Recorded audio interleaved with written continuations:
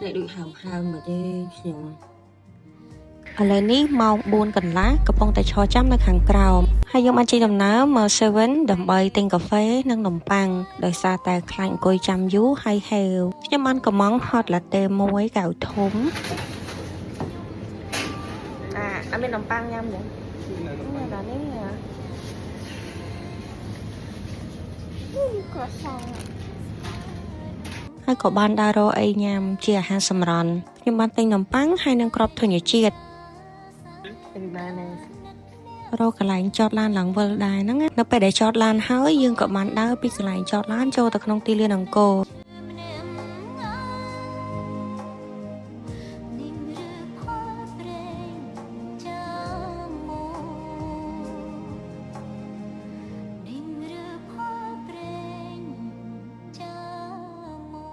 នៅទីនេះមានការរៀបចំស្អាតខ្លាំងជាពិសេសគឺនៅពេលយប់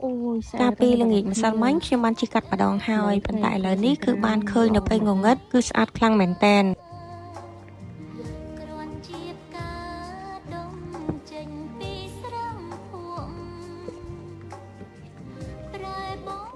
នៅពេលដើរចូលមកដល់អង្គរមានអារម្មណ៍ថាត្រជាក់ជាងនៅខាងក្រៅ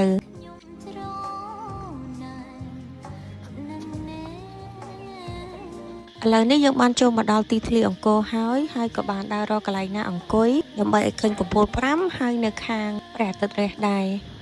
ព្រឹកនេះមានអ្នកមកអង្គុយចាំមើលថ្ងៃរះច្រើនដែរតែពិតទៅខ្ញុំអត់រំពឹងថានឹងមានអ្នកមកមើលច្រើនបែបនេះទេគឺគិតថាខ្លាចតែស្ងាត់អញ្ចឹងណាប៉ុន្តែមកដល់ឃើញថាមានអ្នកមកមើលថ្ងៃរះច្រើនទាំងជនជាតិខ្មែរយើងហើយនិងជនបរទេស First time មកមើលថ្ងៃរះហើយមើលថ្ងៃ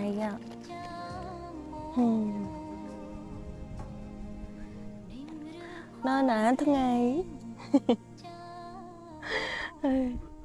Sasko please ស្បែកជើងខ្ញុំពាក់មកថ្ងៃហ្នឹងគឺអត់អំណោយផលសម្រាប់ការដើរទេអ្នកទាំងអស់គ្នាគឺដើរមកវេទនាមែនតើតស៊ូដើរអូយនេះឡើងក្រហមបាត់ជើង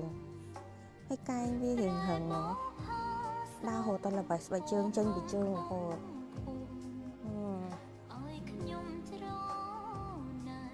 ឥឡូវយើងឲ្យជើង feel មួយស្មៅជើងទេឈឺម្រាមជើងក៏ប៉ុន្តែអ្នកទាំងអស់គ្នាខ្ញុំបានដាក់កាមេរ៉ា time lapse ហ្នឹងខុសទីតាំងព្រះអាទិត្យរះបាំងកំពូលអញ្ចឹងក៏អត់ដឹងថាព្រះអាទិត្យបានរះហើយទេហើយក៏រត់ដូរទីតាំងមកកន្លែងមួយទៀតគាត់មកខាងគៀនបន្តិចទៅមើលឃើញថ្ងៃរះស្អាតខ្លាំងមែនតើ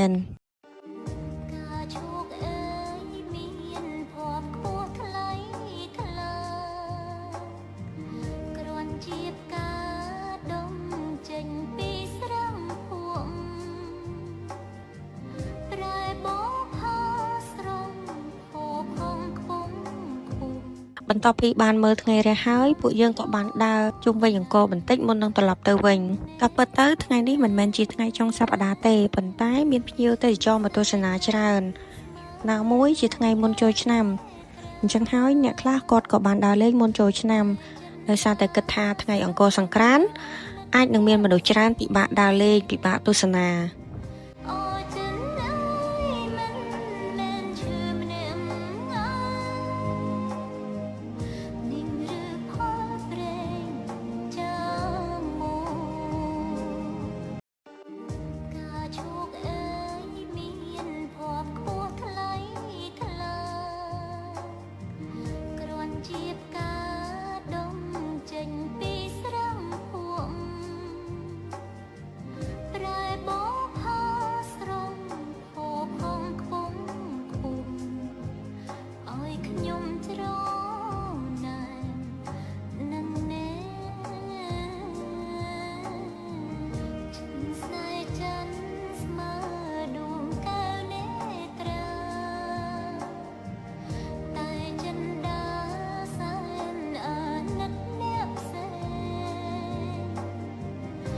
ឥឡូវនេះខ្ញុំចេញពីទីលានអង្គរវិញហើយ